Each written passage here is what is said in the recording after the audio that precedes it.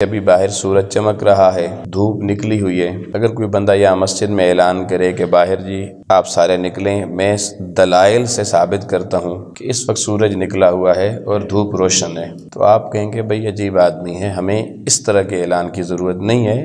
ہر بندہ جس کی آنکھ میں نور موجود ہے وہ سورج دیکھ بھی رہا ہے، دھوپ محسوس بھی کر رہا ہے۔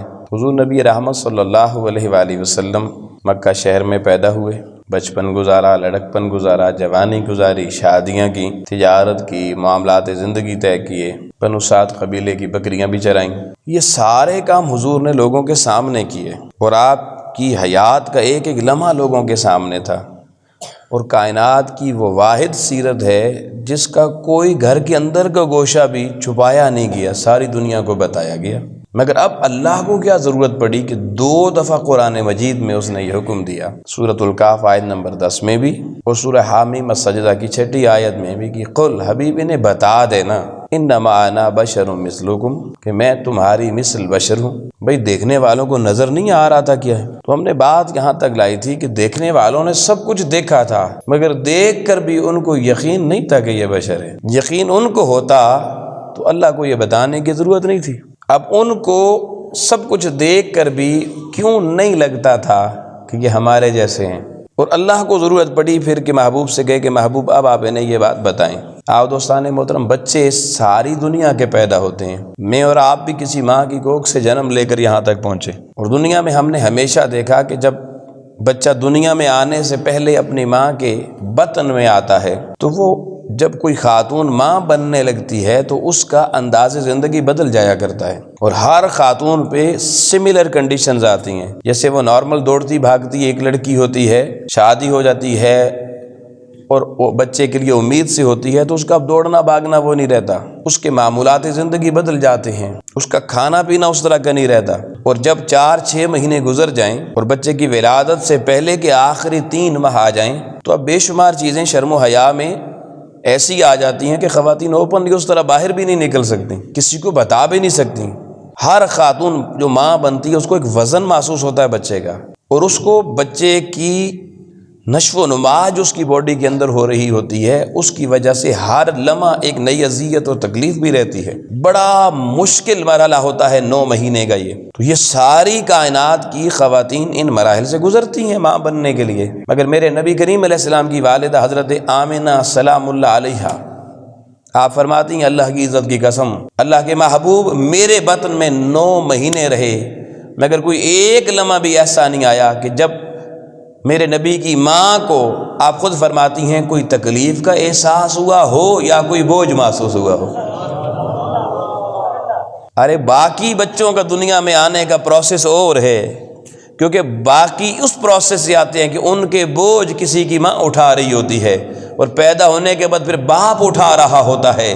مگر آؤ لوگو، یہ حبیب خدا جن کے میلاد کے ہم ترانے گاتے ہیں، یہ وہ آنے والے ہیں جنہوں نے اپنی ماں کا بوجھ بھی خود اٹھانا ہے، ساری کائنات کا بوجھ بھی اٹھانا ہے۔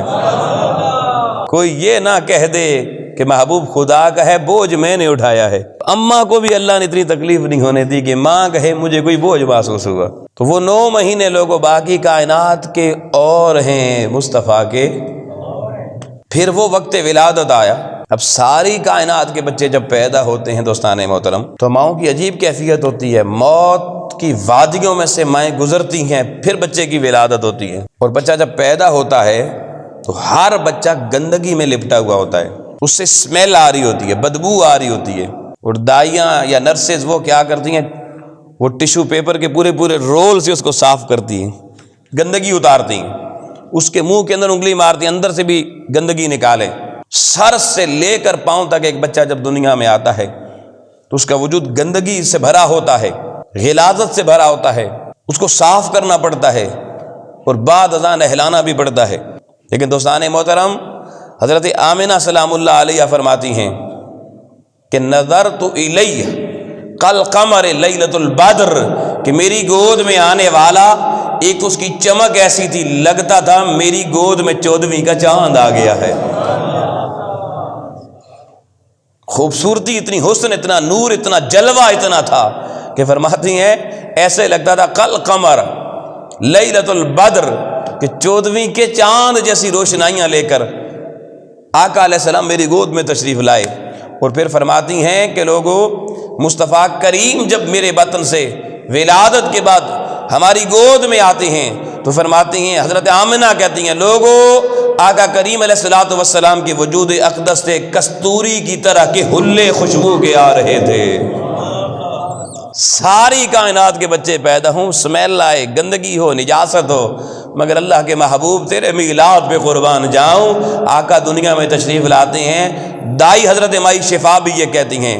ایک دوسری دائی حضرت فاطمہ بنت عبداللہ جو حضرت عثمان بن ابی العاص کی والدہ تھی وہ بھی موجود تھیں. دونوں وہ بھی یہ بیان کرتی ہیں کہ ہمیں یوں لگا جیسے پورے سیدہ آمنہ کے حجرے میں کستوری کے حلے اٹھنا شروع ہو گئے ہیں.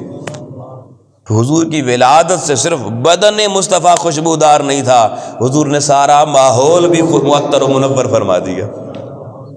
تو پتہ چلا باقی کوئی بچے بھی دنیا میں آتے ہیں، باقیوں کا آنا اور ہے، مصطفیٰ کا آنا اور ہے.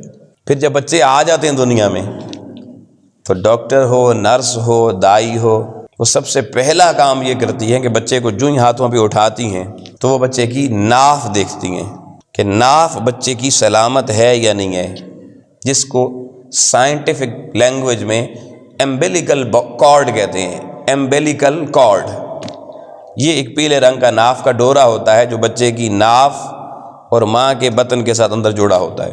اس ڈورے کی خاصیت یہ ہوتی ہے کہ بچے کی زندگی ساری اس ڈورے کے تھرو ہوتی ہے، اس ایمبیلیکل کارڈ کے تھرو ہوتی ہے. بچے کو ماں کے پیٹ میں 4 چیزوں کی ضرورت ہوتی ہے: پانی کی، غذا کی، ہوا کی اور حرارت ہیٹ کی. 4 چیزیں بیسک نیسیسٹیز ہیں ایک بچے کی ماں کے بطن کے اندر: پانی، غذا، ہوا اور حرارت ہیٹ. اب یہ چاروں چیزیں بچے کو جو ماں کے بطن سے ملتی ہیں اس ایمبیلیکل کارڈ کے تھرو ملتی ہیں، اس ڈورے کے تھرو ملتی ہیں. پانی بھی اس کے تھرو بچہ پیتا ہے، غذا بھی اس کے تھرو لیتا ہے، حرارت بھی ماں کے وجود سے اس کے ذریعے منتقل ہوتی ہے، ایئر، ہوا بھی اس کے ذریعے منتقل ہوتی ہے. اب ساری کائنات کا یہ نظام ہے. ہر بچہ ایسے ہی ہر ماں کی گود میں آتا ہے. اور اگر کہیں ولادت کے وقت یا ولادت سے پہلے یہ ڈورا ناف والا اگر کٹ جائے ماں کے وجود کے اندر یا وقت ولادت کے، تب بھی بچہ مر جاتا ہے.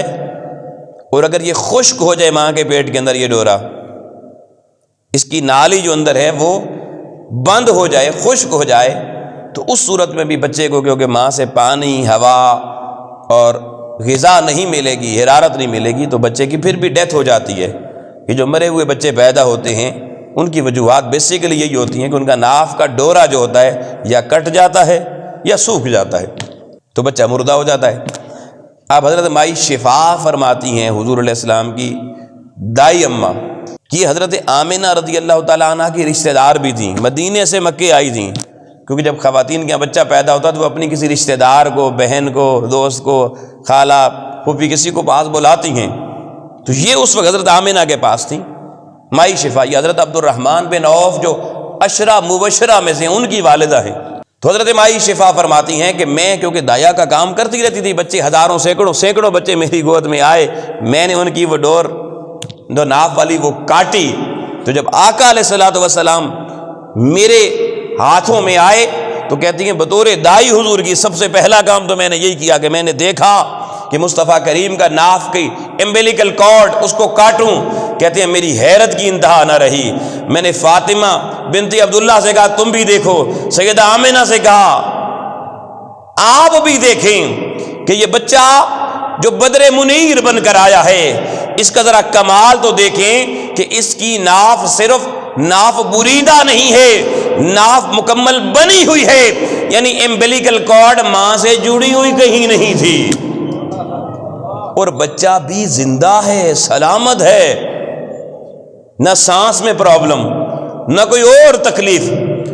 آؤ لوگوں، اللہ کریم کی ذات نے محبوب کے وقت ولادت، میلاد کے وقت موجود سب خواتین کو، آپ کی والدہ کو بھی یہ منظر دکھا دیا اور انہوں نے آگے قیامت تک آنے والی انسانیت کو سمجھا دیا کہ لوگوں سنو، اللہ کے محبوب کی ولادت اور باقی کائنات کی ولادت میں فرق یہ ہے کہ باقی ہر بچہ ماں کے وجود میں اپنی ماں کا محتاج ہوتا ہے، مگر میرے محبوب اپنی ماں کے بطن میں ضرور رہے مگر سیدہ آمنہ کے محتاج نہیں رہے۔ اللہ نے اپنے محبوب کو ماں کا محتاج بھی نہیں رہنے دیا۔ اور سب سے کمال بات یہ، ہر بچے کی 4 ضروریات ہیں ماں کے بطن میں، غذا، ہوا، حرارت، پانی، مگر اللہ کریم نے ناف بریدہ پیدا کر کے زمانے کو بتلا دیا کہ کبھی میرے محبوب کو اپنے جیسا نہ سمجھنا، کہ تم ماں کے پیٹ میں 9 مہینے ان 4 چیزوں کے محتاج تھے، اور قیامت تک ہر بچہ رہے گا۔ مگر میرے محبوب کا میلاد کا جشن منانے والوں، دنیا کو بتایا کرو کہ اللہ نے تمہیں وہ محبوب دیا ہے کہ وہ ہوا کا محتاج نہیں، وہ حرارت کا محتاج نہیں، وہ دنیا کے پانیوں کا محتاج نہیں، وہ دنیا کی غذاؤں کا محتاج نہیں، ساری کائنات کی ہوائیں، پانی، غذائیں بھی خود مصطفیٰ کی محتاج ہیں۔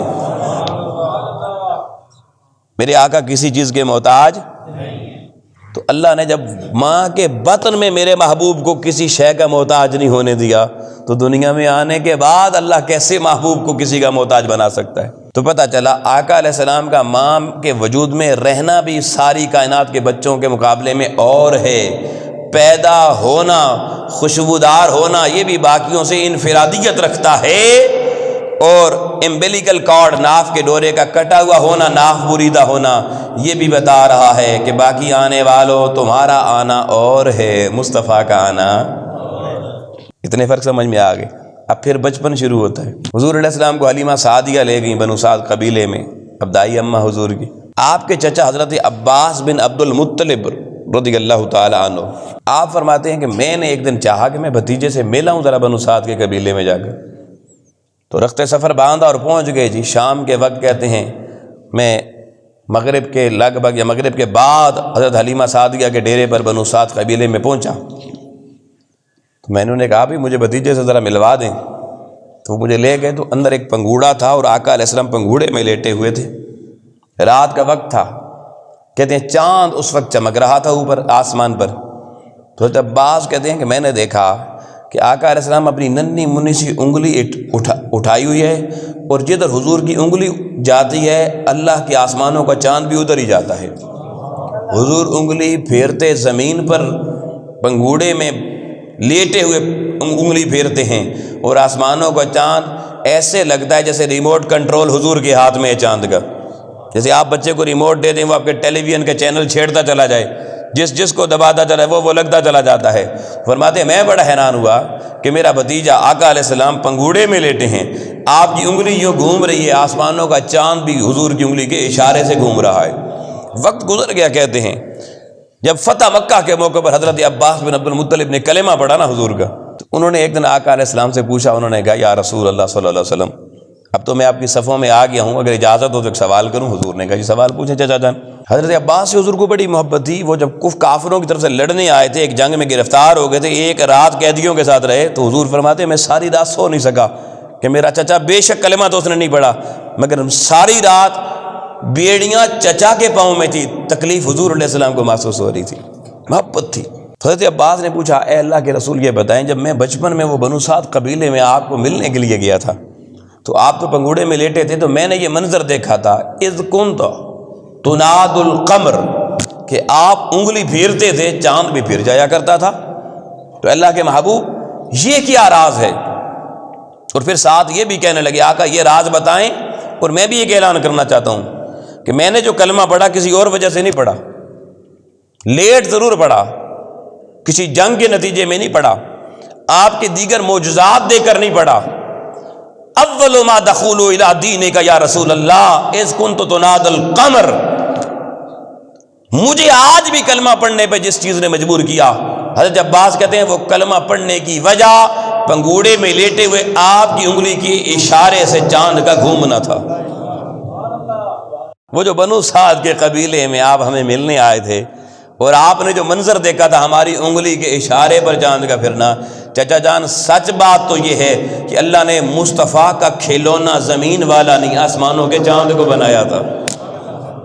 میں چاند سے کھیلا کرتا تھا، چاند مجھ سے کھیلتا، میں چاند سے کھیلتا، حتیٰ کہ آقا علیہ السلام نے فرمایا چچا جان اگر پنگوڑے میں لیٹے لیٹے کبھی مجھے احساس تھکاوٹ ہوتا اور میں ہلکا سا رونا چاہتا تو آسمانوں کا چاند مجھ سے باتیں کر کے کہتا اے پیارے نہ رونا ورنہ تجھے چپ کرانے کے لیے مجھے زمین بھی آنا پڑے گا۔ آؤ لوگوں میں پوچھتا ہوں آپ کے بچے بھی کبھی چاند سے کھیلے؟ اور ان سے پوچھیں جو کہتے ہیں حضور ہمارے جیسے ہیں، انہیں کہو آؤ آپ اگر حضور جیسے ہیں تو بتاؤ آپ اپنی اماں سے یہ ایویڈنس لے کے آؤ کہ بچپن میں وہ بازار والے کھلونوں سے پیپنیوں سے کھیلتے تھے یا چاند سے کھیلتے تھے؟ آؤ لوگوں، ساری کائنات میں اللہ کا محبوب سب سے یگانہ، سب سے ممتاز، سب سے منفرد، ولادت سے پہلے بھی، ولادت کے وقت بھی، ولادت کے بعد میں بھی، اور بچپن میں دیکھیں ساری دنیا کے بچے بازاروں کے 10-20 روپے والے کھلونوں سے کھیلتے ہیں۔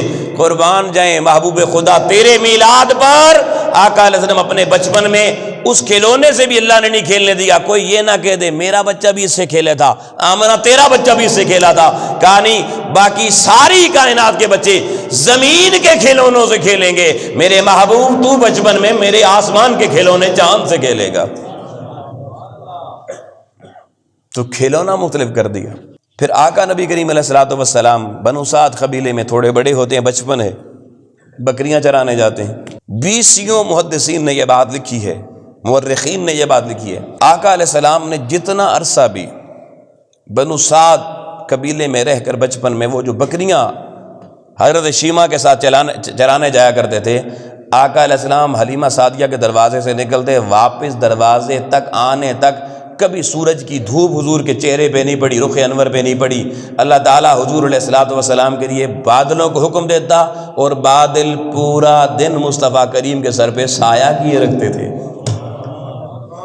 آؤ دوستان محترم، ہمارے بچوں کو سائے اور ضرورت ہیں، کہیں اوپر چھت ڈالنی پڑتی ہے، کہیں درخت کے نیچے، چلے پرانے بابے درختوں کے نیچے سایہ ملتا تھا، مگر اللہ نے اپنے محبوب کو کسی درخت کا بھی محتاج نہیں کیا، کہا نہیں باقی دنیا کہہ سکتی ہے، مائیں کہہ سکتی ہیں، ہمارے بچے بھی تو جی فلانے درخت ٹالی کی جناب اور توت کے جناب سائے میں بچپن میں لیٹے رہے، حضور بھی لیٹے رہے۔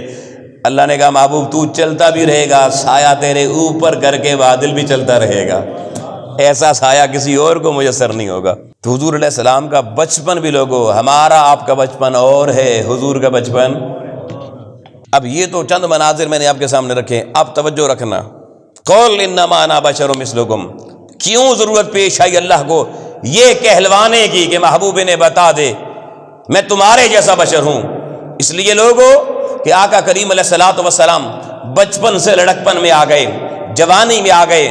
آقا علیہ السلام نے اگر کسی یتیم بچے کے سر پہ اپنا شفقت بھرا ہاتھ رکھا، وہ بچہ بڑا ہوا، جوان ہوا، 70 80 90 100 سال دنیا میں رہا، اس کے مرتے دم تک کبھی اس کے سر سے دست مصطفیٰ سے ملنے والی خوشبو کبھی ختم نہ ہوئی۔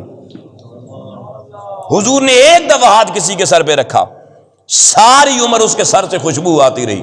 اور آقا نبی کریم علیہ الصلوۃ والسلام نے صرف ہاتھ کی بات نہیں، اگر آقا علیہ السلام کے وجود اقدس سے لوگوں پسینہ نکلا اور حضرت ام ایمن نے وہ پسینہ جمع کر لیا شیشی میں، اور اگر مدینے کی بیٹیوں کی شادیاں ہوتی تو ام ایمن انہیں تحفے میں حضور علیہ السلام کا وہ پسینہ خوشبو کے طور پہ دلہن کو لگاتی تھیں۔ اور لوگوں روایات میں آتا ہے ان بچیوں کو جن کی شادیوں میں، یا ان خواتین یا ان لوگوں کو جنہیں حضور علیہ السلام کے پسینہ اپنے جسم پہ لگانا نصیب ہوا، ارے ان کے وجود سے تو ساری زندگی خوشبو آتی تھی۔ روایات بتاتی ہیں ان کی 7 پشتوں میں جو بچے پیدا ہوتے تھے ان کے وجود سے بھی خوشبو آیا کرتی تھی، پسینے سے خوشبو۔ اب جو کہتا ہے حضور میرے جیسے ہیں، وہ اپنا پسینہ لا کے ذرا دکھائے کتنی خوشبو، کتنی مہک آتی ہے۔ کس قدر نادانی ہے کہ اللہ نے محبوب کے وجود سے نکلنے والے پسینے کو بھی مشک و عنبر سے زیادہ خوشبودار بنا دیا، اور یہ نادان ملا آج کا دین پڑھ کے کہتا ہے پھر بھی حضور میرے جیسے۔ پھر لوگوں بات یہاں تک نہ رکی، آقا نبی کریم علیہ الصلوۃ والسلام نے اشارے سے جس درخت کو آپ اشارہ کرتے وہ سر کے بل حضور کی بارگاہ میں حاضر ہو جاتا۔ حضور علیہ السلام جہاں سے گزرتے ہر پتھر سے صحابہ دیکھا کرتے تھے مکے والے دیکھتے تھے، ہر پتھر حضور کی بارگاہ میں سلام کیا کرتا تھا، درخت جھک جھک کے حضور کو سلامیاں کیا کرتے تھے، حتیٰ کہ لوگوں بندے کا اونٹ پاگل ہو گیا، حضور کی بارگاہ میں آ گیا، یا رسول اللہ میرا اونٹ پاگل ہو گیا ہے، کوئی دعا فرما دیں۔ آپ نے کہا دعا کی ضرورت نہیں، چل مجھے لے چل، تیرے اونٹ کا دماغ واپس اصلی حالت میں لے آتے ہیں۔ وہ حضور کو لے کر اپنے گھر کے دروازے پر پہنچا، آقا نے پوچھا اونٹ کدھر ہے؟ اس نے کہا وہ سامنے والے کمرے کے اندر بند کیا ہوا ہے، کنڈی لگائی ہوئی ہے، باہر تالا لگایا ہوا ہے، بندوں کو مارتا ہے۔ حضور نے کہا تالا کھول دو، کنڈی کھول دو۔ اس نے کہا یا رسول اللہ آگے نہ جانا۔ فرمایا کیوں نہ جاؤں؟ حضور آپ کو کاٹے گا۔ لوگوں میرے پیغمبر کا جملہ سننا، حضور نے کہا کنڈی کھولو، تالا اتار دو، تمہیں کاٹے گا، میں محبوب خدا ہوں، مجھے نہیں کاٹے گا، مجھے وہ بھی پہچانتا ہے۔ تمہارے لیے پاگل ہے، مگر پاگل ہو کو بھی اللہ کے محبوب کی شناخت اور پہچان رکھتا ہے۔ کنڈی کھل گئی، لوگوں حضور اندر چلے گئے۔ آقا علیہ السلام جیسے ہی پہلا قدم حضور نے کمرے میں ٹکایا، اونٹ بھاگتا حضور کے قدموں پہ آگے قدمین مصطفیٰ کے بوسے لینا شروع ہو گیا۔ حضور نے اس کے یہ سر کے بال یہاں سے پکڑ کے یوں ذرا سے کھینچے، بس اتنا حضور کے دست شفقت لگنے کی دیر تھی۔ لوگوں وہ اونٹ جس کو پاگل کہتے تھے، حضور کے ہاتھ اس کے دماغ کے اندر نہیں گئے، انجیکشن نہیں لگایا، باہر اس کے بالوں پہ لگایا، مگر میرے محبوب کے ہاتھوں کا کمال تو دیکھیے، دست مصطفیٰ ید اللہ والے ہاتھوں کا کمال تو دیکھیے۔ پاگل اونٹ کو لگنے کی دیر تھی، اس کا پاگل پن اسی لمحے ختم ہو گیا۔ مکہ ہو یا مدینہ ہو، کوئی بیمار ہو جائے، سارے زمانے کے حکیم جواب دے دیں اب صحت مند نہیں ہو سکتا۔ آقا نبی کریم علیہ الصلوۃ والسلام کا منہ مبارک، بال مبارک لے کے جاتے، پانی میں ڈبوتے، ایک طرف منہ مصطفیٰ ڈوبا ہوا ہوتا، دوسرے کنارے سے مریض کو کہا جاتا پانی پی، ایک گھونٹ حلق سے اترنے کی دیر ہوتی تھی، بیماریاں رخصت ہو جاتی، صحتیں واپس بحال ہو جایا کرتی تھیں۔ یہ منہ مبارک کا کمال ہے۔ آؤ لوگوں، یہ بھی صحابہ کرام نے، مکہ مدینے حجاز والوں نے دیکھا، اور پھر جنگل میں لوگوں نے دیکھا، ہرنی حضور سے کلام کر کے کہتی ہے میرے بچے حضور وہاں ہے، دودھ پلانا ہے، یہ شکاری مجھے پکڑ کے لے آیا ہے۔ آقا نے کہا دودھ پلا کے واپس آؤ گی؟ کہا حضور آپ سے وعدہ کرتی ہوں آؤ گی۔ حضور نے اس کے مالک سے کہا اس کو چھوڑ دو شکاری سے، اس نے چھوڑ دیا۔ حضور نے کہا جب تک واپس نہیں آئے گی میں محمد نے ضمانت دی ادھر ہی کھڑا ہوں گا۔ تھوڑی دیر بعد اس شکاری نے بھی دیکھا، ان جنگل والوں نے بھی دیکھا، ہے تو جانور، ہے تو ہرنی، مگر اپنے بچوں کو دودھ پلا کے ان کو بھی ساتھ لے کر حضور کی بارگاہ میں حاضر ہو گئی، کہنے لگی سونیا وعدہ کر کے گئی تھی، وعدہ وفا کرنے آ گئی ہوں۔ یہ سارے مناظر لوگوں جتنے میں نے کہے، چاند کا حضور کے اشارے پہ چلنا، ڈوبے ہوئے سورج کا پلٹ آنا، جب یہ سارے منظر حجاز کی زمین کے، مکہ اور مدینہ کے لوگوں نے دیکھے تو انہوں نے سوچا تو ہوگا نا، نظر تو ہمارے جیسے آتے ہیں مگر ہیں ہمارے جیسے، دیکھنے میں تو بشر ہیں مگر حقیقت میں بشروں والے کام نہیں ہیں۔ یقیناً انہوں نے حضور علیہ السلام کو کوئی اور مخلوق سمجھا ہوگا، تب اللہ کی آواز آئی محبوب یہ راز بتانے والا، یہ بات بتانے والی تو نہیں تھی مگر کوئی بات نہیں محبوب بتا دیتے ہیں۔ میں نے پہلے انبیاء کو 2 3 4 8 یا 10 بس اتنے معجزے دیے، مگر میں نے پہلی امتوں کے ہاضمے چیک کیے، 2-4 معجزے دے کر کسی میرے پیغمبر کو خدا بنا بیٹھے، کسی کو خدا کا بیٹا بنا بیٹھے۔ محبوب وہاں تو 2-4 معجزے تھے مگر امت کا ایمان بگڑ گیا، کسی نے نبی کو خدا کہہ دیا، کسی نے نبی کو خدا کا بیٹا کہہ دیا۔ محبوب تیرا تو ہر اشارہ معجزہ ہے، تیرا چلنا، تیرا پھرنا، تیرا اٹھنا، تیرا بیٹھنا، تیرا بولنا، تیرا سونا جاگنا، حضور میرے محبوب تو تیری پوری شخصیت ہی سراپا معجزہ ہے۔ اب محبوب تو یہ سارے کمالات دکھا رہا ہے مگر امت کا عقیدہ خراب ہو سکتا ہے، وہ تجھے خدا یا خدا کا بیٹا کہہ سکتے ہیں اور ادھر اللہ کی توحید کو خطرہ پڑ سکتا ہے۔ محبوب یہ اعلان کرنے والا تو نہیں تھا اور میں تو کروں گا بھی نہیں، تو اپنی زبان سے کہہ دے قل انما انا بشر مثلکم۔ محبوب تیرا کیا جاتا ہے، تیرا کیا جاتا ہے؟ تیرے یہ کہنے سے تیرے کلمہ پڑھنے والوں کا ایمان بچ جائے گا، میری توحید بچ جائے گی، بندوں کا ایمان بچ جائے گا اور توحید خداوندی بچ جائے گی۔ اب یہاں مزیدار بات یہ ہے کہ اللہ نے پورے قرآن میں جتنے حکم دیے احکام کی نسبت اپنی طرف کی، لیکن آپ دیکھیں گے کہ یہ آیت 2 مقام پر آئی قرآن مجید میں، اور دونوں مقام پہ اللہ نے کہا محبوب میں نہیں کہتا تو کہ، یا اللہ تو کیوں نہیں کہتا؟ قل مجھے کہتا ہے، اے محبوب تو خود بتا ان کو، انما انا بشر مثلکم، فرمایا محبوب میرا کہنا اور ہے تیرا کہنا اور ہے، میں کہوں گا معنی اور بنیں گے، تو کہے گا معنی اور بنیں گے۔ کیسے؟ آؤ لوگو، اگر آپ کی مسجد کے امام صاحب آپ کو نماز پڑھائیں اور نماز پڑھا کے نمازی چلے جائیں، ایک بندہ اکیلا مسجد میں رہ جائے، جو پیچھے صف میں بیٹھا پلر کے ساتھ بیٹھا وہ اپنا ذکر کر رہا ہو، امام صاحب مصلی پہ بیٹھے ہوئے قبلے کی طرف منہ رکھ کر کے تھوڑی دیر قرآن کی تلاوت کریں، اس کے بعد قرآن بند کر دیں، اللہ کی بارگاہ میں ہاتھ اٹھائیں یا سر سجدے میں رکھ کے دعا کریں اور اونچی اونچی دعا کریں، اور جب دعا اونچی کی آواز اس مقتدی تک جائے وہ پیچھے موبائل میں ریکارڈنگ لگا لے، اور امام صاحب اللہ کی بارگاہ میں رو رو کے کہہ رہا ہوں مولا تیری بارگاہ میں وہ گناہگار آیا ہے کہ تیری کائنات میں تیری مٹی ریت کے ذرے کم ہیں، اس گناہگار کے گناہ زیادہ ہیں، تیری کائنات میں درختوں کے پتے کم ہیں، اس گناہگار کے گناہ زیادہ ہیں، تیری کائنات میں ہواؤں کے اندر جو ایٹم مولیکیولز ہیں وہ کم ہیں، اس بندے کے گناہ زیادہ ہیں، یا اللہ میں تیری کائنات کا سب سے بڑا خطا کار، سب سے بڑا سیاہ کار، سب سے بڑا بدکار۔ دعا ریکارڈ ہو گئی، بندہ اٹھا باہر نکل گیا، اس نے سارے محلے کو اکٹھا کر لیا، پورا شہر اکٹھا کر لیا، ہر بندہ جو یہاں جمعہ پڑھنے آتا نماز پڑھنے سب کو اکٹھا کر لیا۔ اس نے کہا لوگوں اکٹھے ہو جاؤ، ہم تو یار مارے گئے، نمازیں برباد ہو گئیں، تباہ ہو گئیں۔ بھائی کیا ہو گیا؟ سب نے پوچھا۔ اس نے کہا آئیں جی ہمارے مولوی سب سے بڑا تو تباہ کار، سزاوار، خطا کار، بدکار ہے ہی کوئی نہیں۔ وہ بھائی تجھے کیسے پتا چلا؟ میرے پاس ثبوت ہے جی۔ بتاؤ بھائی ثبوت۔ اس نے جیب سے موبائل نکالا، ریکارڈنگ لگا دی۔ اس نے کہا یہ دیکھو مولانا اپنا جرم خود تسلیم کر رہا ہے، خود کہہ رہا ہے سب سے بڑا سیاہ کار میں ہوں، سب سے بڑا بدکار اور تباہ کار میں ہوں، سزاوار میں ہوں، ساری کائنات میں ہر چیز تھوڑی ہے، اس کے گناہ زیادہ ہیں۔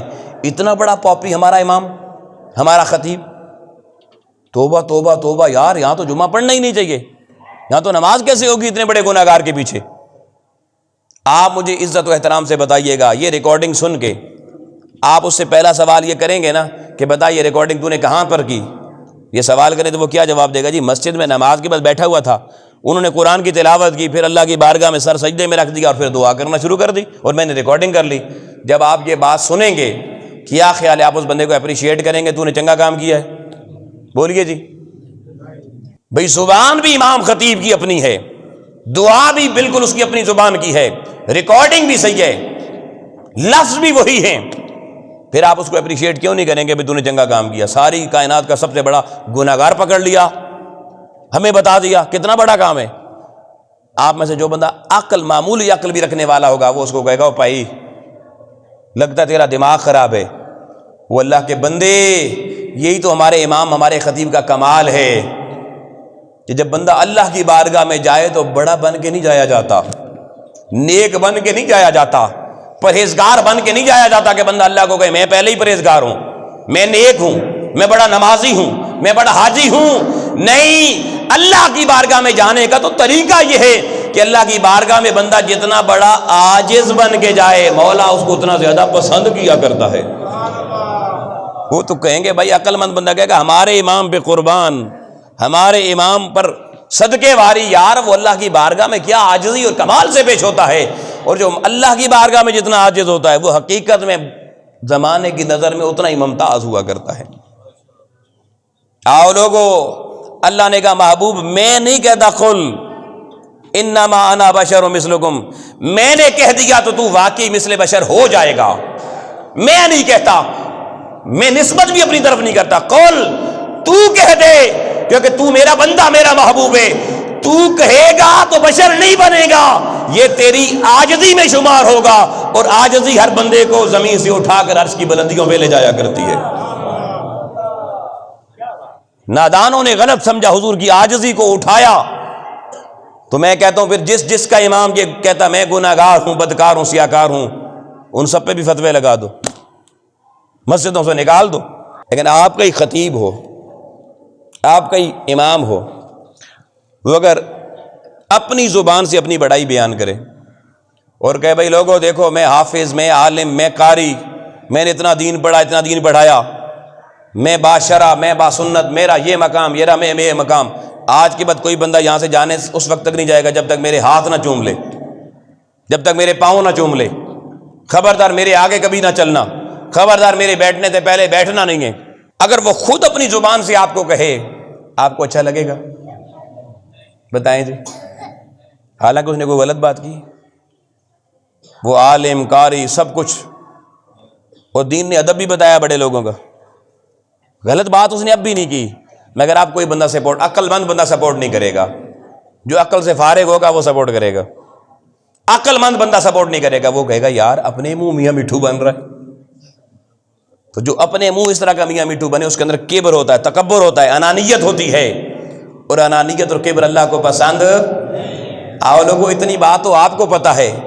تو اللہ نے محبوب سے کہا محبوب تیری جو بڑائیاں ہیں، تیری جو شانیں ہیں، تیرے جو کمالات ہیں وہ تو نے اپنی زبان سے بیان نہیں کرنے. آؤ لوگوں پورے قرآن کا مطالبہ کر دیں. دشمن جتنے اعتراض حضور کی ذات پہ کرتا ہے، وہ جتنی قرآن کی آیتیں پڑھتا ہے، وہ ساری آیتیں لفظ قل سے شروع ہوتی ہیں. سب کی نسبت مصطفیٰ کی طرف ہے، مگر جن آیتوں کی نسبت اللہ نے اپنی طرف کی، اس نے کسی ایک مقام پہ نہیں کہا یہ میرا محبوب کچھ نہیں جانتا، یہ بشر نہیں ہے، یہ بشر ہے، نور نہیں ہے. اللہ نے ہر مقام پہ کیسے محبوب کو مخاطب کیا؟ فرمایا ورفعنا لک ذکرک، حبیب سارے نیچے ہیں، تیرا ذکر سب سے اونچا ہے. انا اعطینا کل کوثر، حبیب خزانے سارے میرے ہیں مگر اب حوالے تیرے ہیں. تو حضور کے کمالات دیکھنے ہوں تو قرآن اس طرح پڑھو، وہ ساری آیتیں پڑھو جن کی نسبت خدا کی طرف ہے، اور جن کی نسبت مصطفیٰ کی طرف ہے ان سے مسئلے احکام نہ نکالو، اس میں میرے محبوب کی عاجزی کا بیان ہے. انشاءاللہ اسی مضمون کو یہاں سے لے کے آگے چلیں گے. دعا اللہ کریم کی ذات قرآن و سنت کے حقائق کو سمجھنے کی توفیق عطا فرمائے. وآخر دعوانا الحمدللہ.